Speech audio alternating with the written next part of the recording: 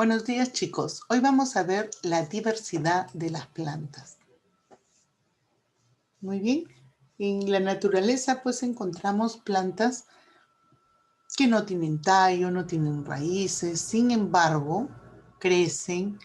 En este caso, si ustedes ven este tipo de musgo, ¿no? Que crecen en los árboles por la humedad, ¿no? O a veces en las rocas. Tenemos otras plantas también que no tienen flores, por ejemplo el helecho, ¿no? Y así hay las variedades de plantas, otras que tienen flores, ¿no? Otros que tienen sus frutos, etc. ¿Qué son las plantas? Pues las plantas son organismos pluricelulares formados por muchas células que pertenecen al reino vegetal, reino plantas o plantae. Están constituidas por células eucariotas, es decir, células que tienen un núcleo definido. Estos organismos no pueden desplazarse por sí mismos, es decir, no se mueven de un lado a otro. Sin embargo, tienen un tipo de movimiento llamados tropismos, que pues tanto el tallo, la raíz, etcétera, buscan o se mueven en busca de agua, en busca de luz, etcétera, ¿no? Entonces, cuando la planta busca la luz, llamamos fototropismo. Cuando la planta se mueve buscando el agua, llamamos hidrotropismo. Y las plantas, generalmente la raíz, crece o se mueve su crecimiento o tropismo, es buscando el centro de la tierra, ¿no? Por eso se llama geotropismo. Son tropismos. Pero no se movilizan, no se pueden desplazar de un lugar a otro. Su reproducción puede ser sexual o asexual. Reproducción sexual, como por ejemplo cuando se reproducen por las flores, la reproducción es sexual, ¿sí? Y asexual cuando la planta crece a partir de una parte de la misma planta, por hojas, por tallos, etc. Las plantas son seres autótrofos, es decir, son capaces de producir sus propios alimentos. Son los únicos capaces de elaborar sus propios alimentos a partir de la materia inorgánica del suelo, por la clorofila, la luz solar. Es decir, cumplen una función que es de fotosíntesis. Clasificación de las plantas. La clasificación de las plantas es de acuerdo a su estructura interna. Tienen presencia o ausencia de vasos conductores en el tallo, tienen flores o no tienen flores. Las plantas se clasifican en las plantas que no tienen vasos conductores, como por ejemplo el musgo, y las plantas con vasos conductores.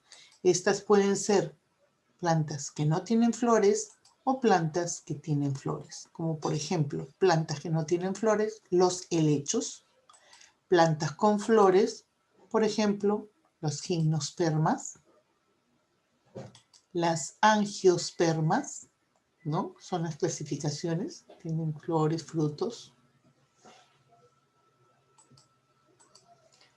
Las plantas se clasifican, vamos a verlas, las que no tienen vasos conductores, las que tienen vasos conductores.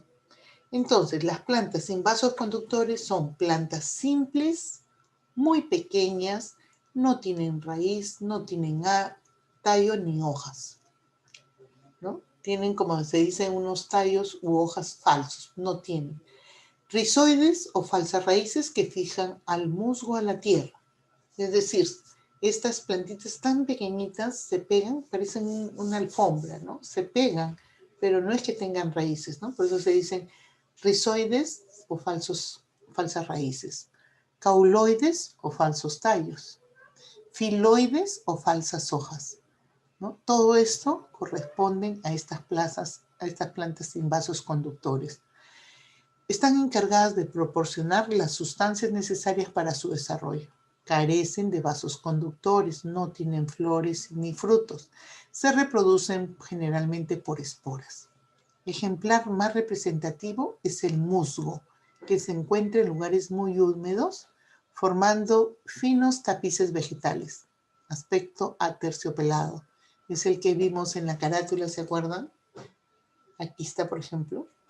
Pueden crecer en los tallos, pueden crecer en las rocas, en los tallos de los árboles. Las plantas con vasos conductores.